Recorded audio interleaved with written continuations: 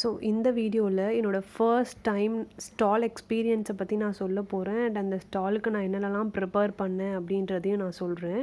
இதுதான் என்னோடய very first experience. நான் வந்து ஒரு அவுட் சைடில் வந்து ஒரு ஸ்டால் போடுறது இவ்வளோ இயர்ஸில். ஸோ இது வந்து ஒரு லாங் வீடியோ. நான் 2 வீடியோவாக பிரித்து வச்சுருக்கேன். ஸோ பார்ட் 1 இந்த வீடியோ. இதில் வந்து நான் என்ன ப்ரிப்பேர் பண்ணேன் அப்படின்னா, லைக் ஹோம்மேட் சாக்லேட்ஸ் வந்து ப்ரிப்பேர் பண்ணிவிட்டு இந்த மாதிரி ஒரு பவுச் வாங்கி அதில் வந்து ஒரு 10 பீசஸ் 5 பீசஸ் அந்த மாதிரி போட்டு வச்சுக்கிட்டேன்.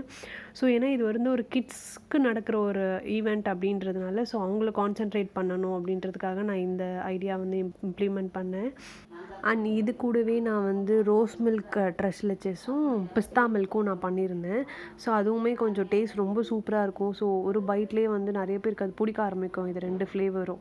அதனால நான் அது 2மே இது கூட ஆட் பண்ணியிருந்தேன். லைக் கலருமே வந்து அட்ராக்ட் பண்ணும்ல, பிங்க் கலர் எல்லாருக்கும். நான் இது மேலே நான் ரோஸ் பெட்டல்ஸ் போட்டிருந்தேன். ஸோ ரோஸ் பெட்டல்ஸ்லாம் ஆப்வியஸாக ரொம்பவே அட்ராக்ட் ஆகும். என்ன அது அப்படின்ட்டு ஒரு க்யூரியஸ் வரும், அது டேஸ்ட் பண்ணணும் அப்படின்ட்டு.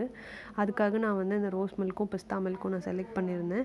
அண்ட் இது கூடவே நான் வந்து ட்ரீம் கேக் பண்ணியிருந்தேன். Dream cake and cheesecake நான் பண்ணியிருந்தேன். ட்ரீம் கேக், சீஸ் கேக் வந்து சின்ன சின்ன பாக்ஸஸாக நான் பண்ணியிருந்தேன்.